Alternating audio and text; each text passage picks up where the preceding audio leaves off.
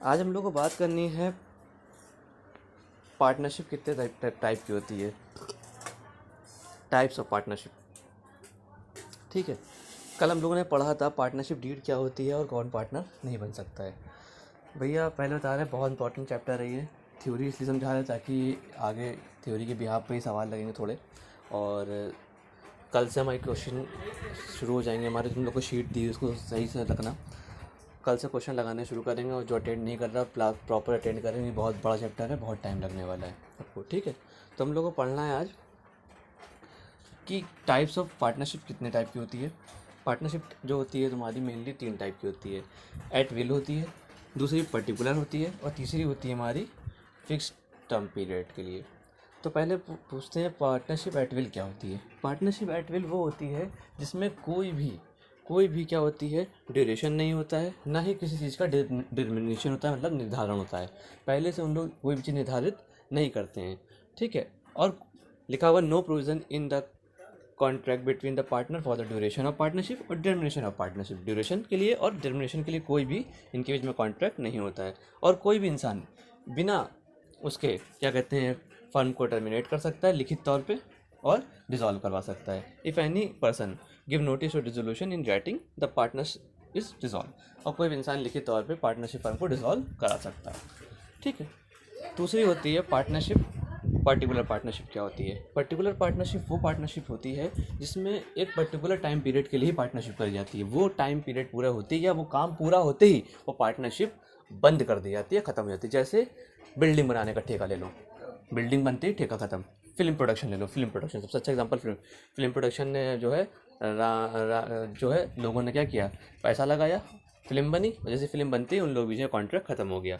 अब person may become a partner with another person particular adventure और undertaking. कह रहा है किसी एडवेंचर के लिए या फिर कोई भी चीज़ की अंडरटेकिंग के लिए वो क्या करते हैं, पार्टनर बनते हैं। और जैसे ही कह रहा है on the completion of venture, जैसे ही वो काम पूरा होता है the partnership come to end, और वैसे ही वो पार्टनरशिप खत्म हो जाती है। जैसे हमारा क्या हो गया, कॉन्ट्रैक्ट हो गया, घर बनवाने का कॉन्ट्रैक्ट हो गया, भाई दो लोग ने मिलकर बिल्डिंग बनाई, जब तक बिल्डिंग बन गई तब तक पार्टनर, ऐसी बिल्डिंग बन गई वैसी पार्टनरशिप खत्म हो गई। फिल्म बनाई, बिल्डिंग बनाई, पुल बनाया, ब्रिज बनाया, तो ये तुम्हारी कौन सी आती है, एग्जाम्पल है पर्टिकुलर पार्टनरशिप का। तीसरा होता है partnership for a fix term period. Partnership for a fix term period में क्या होता है कि इसमें क्या होता है, टर्म पीरियड जो हमारा फिक्स होता है, उस पीरियड के बाद पार्टनरशिप भी खत्म हो जाती है, एंड हो जाती है। जैसे ही वो टर्म खत्म होता है, मतलब 5 साल के लिए पार्टनरशिप की तो 5 साल के बाद वो पार्टनरशिप अपने आप ही खत्म हो जाएगी। 3 साल के लिए पार्टनरशिप की है तो 3 साल बाद वो पार्टनरशिप भी खत्म हो जाती है। तो ड्यूरेशन क्या है इसका, पहले लिखा हुआ है पर्टिकुलर पार्टनर फिक्स और ड्यूरेशन इज फिक्स। इसमें टाइम पीरियड क्या होता है, पहले से फिक्स होता है। Partnership become and when the term expire, जैसे ही वो एक्सपायर होता है टर्म उनका, 5 साल खत्म होते हैं, वैसे ही वो उनकी पार्टनरशिप भी खत्म हो जाती है। तीसरी कह रहा है if a partner continue the business after the fix period it become partnership at will. अगर उसके बाद भी वो पार्टनरशिप चालू रखता है तो वो पहली वाली में आ जाता है, यानी कि पार्टनरशिप एट विल मानी जाएगी, पार्टनरशिप फिक्स टर्म पीरियड खत्म हो जाएगी वहाँ से। ठीक है, अगर फिर देखो थर्ड लाइन क्या लिखा है, if a partner continue the business, अगर वो पार्टनरशिप करना चाहता है कंटिन्यू फिक्स टाइम पीरियड के एक्सपायर होने के बाद भी, तो वो पार्टनरशिप जो है पार्टनरशिप टर्म क्या कहते हैं फिक्स टर्म पार्टनरशिप नहीं मानी जाएगी, पार्टनरशिप एट विल मानी जाएगी। तो अब बात करते हैं हम लोग क्लासेस कितने टाइप की होती है पार्टनरशिप में, कितने क्लास में पार्टनरशिप डिवाइडेड है। तो पार्टनरशिप जो डिवाइड है वो तुम्हारे 4 पार्ट में डिवाइड है। पहला है तुम्हारा एक्चुअल और एक्टिव पार्टनर, दूसरा है स्लीपिंग पार्टनर या फिर डोरमेट पार्टनर, या फिर तीसरा है नॉमिनल पार्टनर, और चौथा है तुम्हारा पार्टनर इन प्रॉफिट ओनली। तो 4 टाइप के क्लास में बांटा गया पार्टनर को। पहला है तुम्हारा एक्चुअल और एक्टिव पार्टनर। एक्टिव पार्टनर वो होता है जो रियल पार्टनर माना जाता है, जो एक्चुअल में पार्टनर होते हैं, जो फर्म में काम कर रहे होते हैं, उन्हें एक्चुअल पार्टनर या फिर तुम्हारा एक्टिव पार्टनर बोला जाता है, जो पूरे फर्म को संभालते हैं, कंडक्ट करते हैं, बिजनेस कंडक्ट करते हैं, मैनेजमेंट कंडक्ट करते हैं। ठीक है, उसके बाद तुम्हारा है, इसमें देखो लिखा है engage in actual conduct of business, वो एक्चुअल बिजनेस को कंडक्ट करते हैं।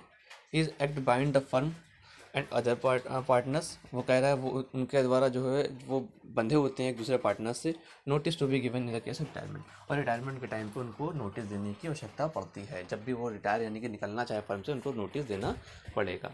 दूसरा है तुम्हारा स्लीपिंग पार्टनर। स्लीपिंग पार्टनर या डॉर्मेट पार्टनर का मतलब होता है जो पार्टनर फर्म में किसी भी तरीके से अपना एक्टिविटी को कंडक्ट नहीं कर सकता है, यानी कि वो भाग नहीं ले सकता है, सिर्फ वो खाली पीछे बैकडोर सपोर्ट कर सकता है। Do not take part in conduct of business, मतलब पर बिजनेस को कंडक्ट नहीं कर सकता, चला नहीं सकता।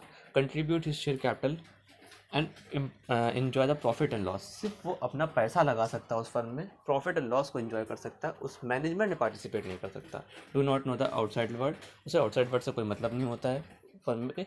Liability, no liable for the third party यानी कोई भी इंसान ने अगर फर्म के विरुद्ध केस कर दिया, थर्ड पार्टी पे कोई भी लाइबिलिटी बनती है तो उसका जिम्मेदार तुम्हारा ये स्लीपिंग पार्टनर नहीं होता है। Not required to give notice in the case of retirement, और जाहिर सी बात जब वो पार्टनर ही नहीं माना जाता तो रिटायरमेंट अगर कर भी लेगा तो उससे पार्टनरशिप फर्म को कोई फ़र्क नहीं पड़ता है, यानी कि रिटायरमेंट केस में उसको कोई भी जवाबदेही नहीं देनी पड़ती है। उसके बाद बात करते हैं हम लोग नॉमिनल पार्टनर, यानी कि नाम मात्र पार्टनर की, जिसको सिर्फ नाम से ही पार्टनर मानता है, वो एक्चुअल में पार्टनर नहीं होते हैं। पहली बात तो no real interest in business, उनका कोई बिजनेस में इंटरेस्ट नहीं होता है। Does not contribute any capital, और ना ही वो कोई कैपिटल कंट्रीब्यूट करते हैं, सिर्फ लैंड इज नेम ओनली, सिर्फ उनसे उनका नाम लिया जाता है। जैसे हमें जो है 56 वो की एक और दुकान खोलनी है, तो हमें 56 वो का नाम खरीद लिया, जैसे बोलते हैं फ्रेंचाइजी, नाम सुना होगा तुम लोगों ने।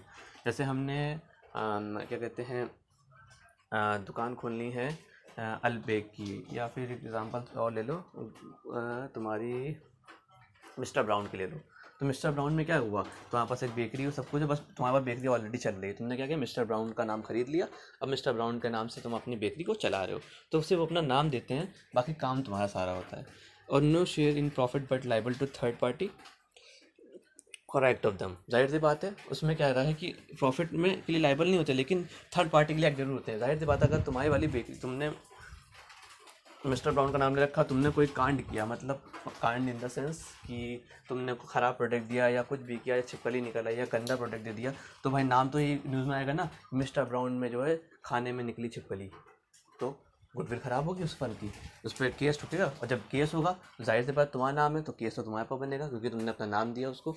तो इसलिए कह रहा है कि लाइबिलिटी पूरी बनती है, प्रॉफिट में कोई हिस्सा नहीं होता है, लाइबिलिटी लेकिन पूरी होती है। उसके बाद कह रहा है partners in the profit only, सिर्फ प्रॉफिट के लिए ही पार्टनर बनाए जाते हैं। तो शेयर ऑफ द, यानी कि वो पार्टनर सिर्फ जिनका काम सिर्फ प्रॉफिट कमाना होता है, पार्टनरशिप चल रही है नहीं चल रही है, बिजनेस चल रहा है, उससे कोई मतलब नहीं होता है। तो कह रहा है share the profit of but not losses, वो खाली सिर्फ प्रॉफिट को शेयर करते हैं, लॉस से उनको कोई मतलब नहीं होता है। No interest in the management, उनको इंटरेस्ट मैनेजमेंट में कुछ नहीं होता है, उनको अपने पैसे से मतलब है, बिजनेस चले या ना चले। Liability for third case firm is limited, और हाँ अगर कोई थर्ड केस की लाइबिलिटी होती है तो वो लाइबिलिटी मानी जाएगी, और वो उस पैसे को चुकाने के लिए अधिकार माने जाते हैं कि उनकी लाइबिलिटी रहेगी, क्योंकि भाई जाहिर सी बात अगर पैसा खर्चा कर रहे हैं तो इसकी लाइबिलिटी भी लेना उनका अधिकार बनता है। तो ये तुम्हारे 4 टाइप के पार्टनर थे, क्लासेस थे तुम्हारे एक्टिव, स्लीपिंग, नॉमिनल और पार्टनरशिप प्रॉफिट ओनली। ठीक, कल अब हम लोग बात करेंगे, कल हम लोग सवाल शुरू करेंगे, सवाल करना है हम लोग कल से, तो हम लोग कल इस पर काम करेंगे। और भाई सब लोग एक्टिव हो जाओ, काम करना शुरू कर दो, जिसका कॉपी रजिस्टर नहीं है सब अपना काम शुरू कर दो, ठीक है। Good bye.